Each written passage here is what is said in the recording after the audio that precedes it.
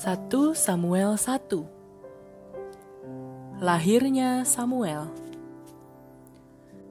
Ada seorang laki-laki dari Remataim Zovim dari pegunungan Efraim, namanya Elkana bin Yeroham bin Elihu bin Tohu bin Zuf, seorang Efraim.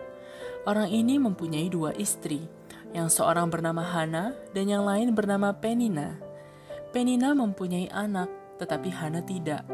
Orang itu dari tahun ke tahun pergi meninggalkan kotanya untuk sujud menyembah dan mempersembahkan korban kepada Tuhan semesta alam di Silo.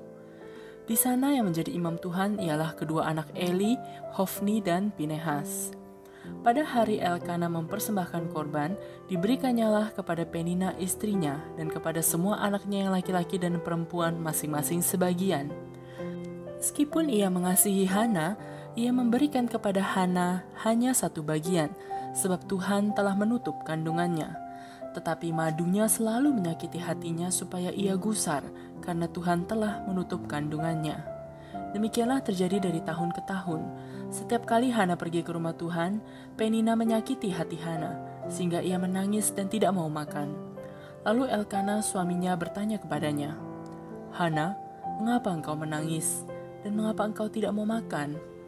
Mengapa hatimu sedih? Bukankah aku lebih berharga bagimu daripada 10 anak laki-laki?" Pada suatu kali, setelah mereka habis makan dan minum di Silo, berdirilah Hana, sedang Imam Eli duduk di kursi dekat tiang pintu bait suci Tuhan. Dan dengan hati pedih, ia berdoa kepada Tuhan sambil menangis terseduh-seduh. Kemudian bernazarlah ia, katanya, "Tuhan semesta alam, jika sungguh-sungguh engkau memperhatikan sengsara hamba-Mu ini dan mengingat kepadaku dan tidak melupakan hamba-Mu ini, tetapi memberikan kepada hamba-Mu ini seorang anak laki-laki, maka aku akan memberikan dia kepada Tuhan untuk seumur hidupnya, dan pisau cukur tidak akan menyentuh kepalanya." Ketika perempuan itu terus-menerus berdoa di hadapan Tuhan, maka Eli mengamat-ngamati mulut perempuan itu. Dan karena Hana berkata-kata dalam hatinya dan hanya bibirnya saja bergerak-gerak tetapi suaranya tidak kedengaran, maka Eli menyangka perempuan itu mabuk. Lalu kata Eli kepadanya, "Berapa lama lagi engkau berlaku sebagai orang mabuk? Lepaskanlah dirimu daripada mabukmu." Tetapi Hana menjawab, "Bukan, tuanku, aku seorang perempuan yang sangat bersusah hati. Anggur ataupun minuman yang memabukkan tidak aku minum, melainkan aku mencurahkan isi hatiku di hadapan Tuhan. Janganlah anggap hamba-Mu ini seorang perempuan dursila, sebab karena besarnya cemas dan sakit hati, aku berbicara demikian lama." Jawab Eli, "Pergilah dengan selamat, dan Allah Israel akan memberikan kepadamu apa yang engkau minta daripadanya."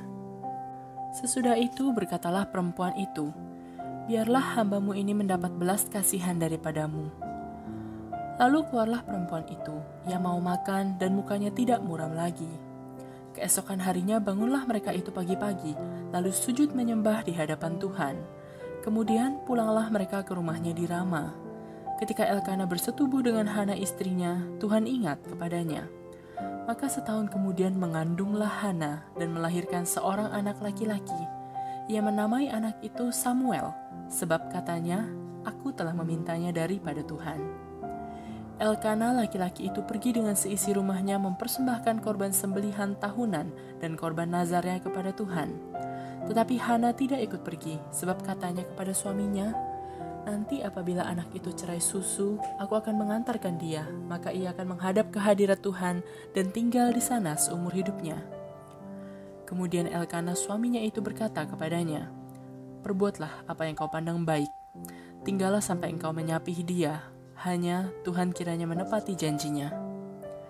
Jadi tinggallah perempuan itu dan menyusui anaknya sampai disapihnya. Setelah perempuan itu menyapih anaknya, dibawanyalah dia dengan seekor lembu jantan yang berumur 3 tahun, 1 eva tepung, dan sebuyung anggur, lalu diantarkannya ke dalam rumah Tuhan di Silo. Waktu itu masih kecil betul kanak-kanak itu. Setelah mereka menyembelih lembu, mereka mengantarkan kanak-kanak itu kepada Eli.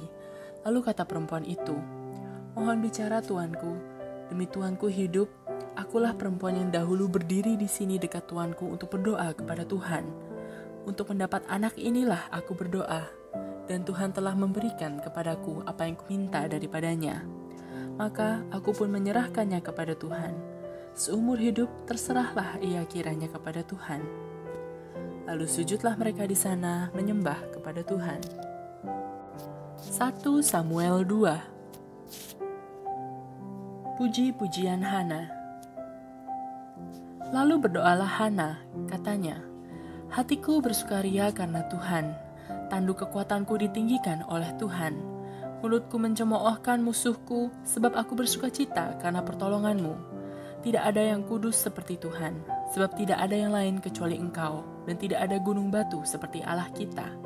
Janganlah kamu selalu berkata sombong, janganlah caci maki keluar dari mulutmu, karena Tuhan itu Allah yang maha tahu, dan oleh Dia perbuatan-perbuatan diuji. Busur pada pahlawan telah patah, tetapi orang-orang yang terhuyung-huyung, pinggangnya berikatkan kekuatan. Siapa yang kenyang dahulu, sekarang menyewakan dirinya karena makanan. Tetapi orang yang lapar dahulu, sekarang boleh beristirahat. Bahkan orang yang mandul melahirkan 7 anak, tetapi orang yang banyak anaknya menjadi layu. Tuhan mematikan dan menghidupkan. Ia menurunkan ke dalam dunia orang mati dan mengangkat dari sana.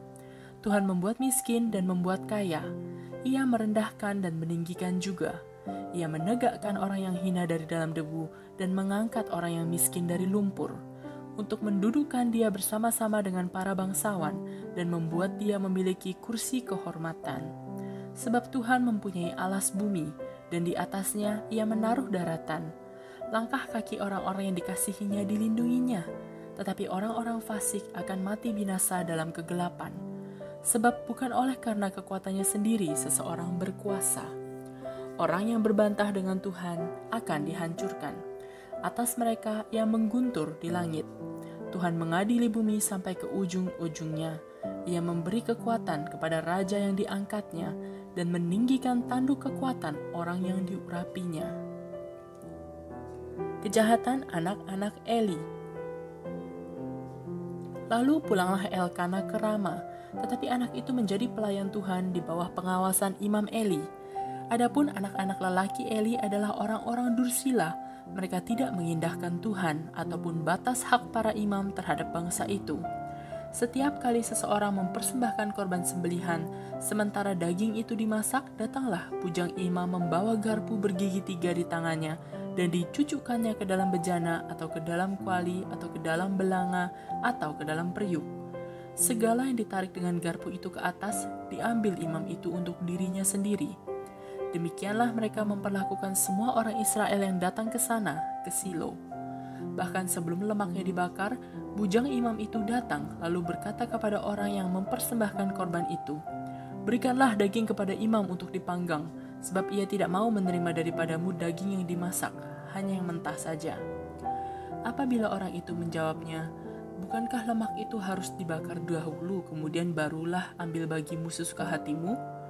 Maka berkatalah ia kepada orang itu, "Sekarang juga harus kau berikan, kalau tidak aku akan mengambilnya dengan kekerasan." Dengan demikian, sangat besarlah dosa kedua orang muda itu di hadapan Tuhan, sebab mereka memandang rendah korban untuk Tuhan. Adapun Samuel menjadi pelayan di hadapan Tuhan. Ia masih anak-anak yang tubuhnya berlilitkan baju efod dari kain lenan. Setiap tahun ibunya membuatkan dia jubah kecil dan membawa jubah itu kepadanya, apabila ia bersama-sama suaminya pergi mempersembahkan korban sembelihan tahunan. Lalu Eli memberkati Elkana dan istrinya, katanya, "Tuhan kiranya memberikan keturunan kepadamu dari perempuan ini, pengganti yang telah diserahkannya kepada Tuhan." Sesudah itu pulanglah mereka ke tempat kediamannya. Dan Tuhan mengindahkan Hana sehingga dia mengandung dan melahirkan 3 anak laki-laki dan 2 anak perempuan lagi. Sementara itu makin besarlah Samuel yang muda itu di hadapan Tuhan. Eli telah sangat tua apabila didengarnya segala sesuatu yang dilakukan anak-anaknya terhadap semua orang Israel, dan bahwa mereka itu tidur dengan perempuan-perempuan yang melayani di depan pintu kemah pertemuan. Berkatalah ia kepada mereka, "Mengapa kamu melakukan hal-hal yang begitu sehingga aku dengar dari segenap bangsa ini tentang perbuatan-perbuatanmu yang jahat itu? Janganlah begitu anak-anakku. Bukan kabar baik yang kudengar itu bahwa kamu menyebabkan umat Tuhan melakukan pelanggaran. Jika seseorang berdosa terhadap seorang yang lain, maka Allah yang akan mengadili. Tetapi jika seseorang berdosa terhadap Tuhan, siapakah yang menjadi perantara baginya? Tetapi tidaklah didengarkan mereka perkataan ayahnya itu, sebab Tuhan hendak mematikan mereka. Tetapi Samuel yang muda itu semakin besar dan semakin disukai, baik di hadapan Tuhan maupun di hadapan manusia. Nubuat tentang Eli dan kaum keluarganya.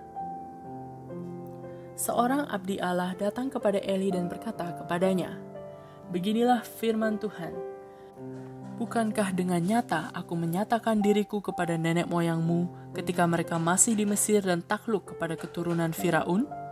Dan aku telah memilihnya dari segala suku Israel menjadi imam bagiku, supaya ia mempersembahkan korban di atas mezbahku, membakar ukupan, dan memakai baju efod di hadapanku. Kepada kaummu telah kuserahkan segala korban api-apian orang Israel. Mengapa engkau memandang dengan loba kepada korban sembelihanku dan korban sajianku yang telah kuperintahkan, dan mengapa engkau menghormati anak-anakmu lebih daripadaku, sambil kamu menggemukkan dirimu dengan bagian yang terbaik dari setiap korban sajian umatku Israel? Sebab itu, demikianlah firman Tuhan Allah Israel, sesungguhnya aku telah berjanji, keluargamu dan kaummu akan hidup di hadapanku selamanya. Tetapi sekarang, demikianlah firman Tuhan, jauhlah hal itu daripadaku, sebab siapa yang menghormati aku akan kuhormati, tetapi siapa yang menghina aku akan dipandang rendah. Sesungguhnya akan datang waktunya bahwa aku akan mematahkan tangan kekuatanmu dan tangan kekuatan kaummu, sehingga tidak ada seorang kakek dalam keluargamu. Maka engkau akan memandang dengan mata bermusuhan kepada segala kebaikan yang akan kulakukan kepada Israel, dan dalam keluargamu tak akan ada seorang kakek untuk selamanya. Tetapi seorang daripadamu yang tidak kulenyapkan dari lingkungan mezbahku akan membuat matamu rusak dan jiwamu merana. Segala tambahan keluargamu akan mati oleh pedang lawan. Inilah yang akan menjadi tanda bagimu, yakni apa yang akan terjadi kepada kedua anakmu itu, Hofni dan Pinehas. Pada hari yang sama, keduanya akan mati. Dan aku akan mengangkat bagiku seorang imam kepercayaan yang berlaku sesuai dengan hatiku dan jiwaku. Dan aku akan membangunkan baginya keturunan yang teguh setia, sehingga ia selalu hidup di hadapan orang yang kuurapi. Kemudian siapa yang masih tinggal hidup dari keturunanmu akan datang sujud menyembah kepadanya, meminta sekeping uang perak atau sepotong roti, dan akan berkata, tempatkanlah kiranya aku dalam salah satu golongan imam itu, supaya aku dapat makan sekerat roti.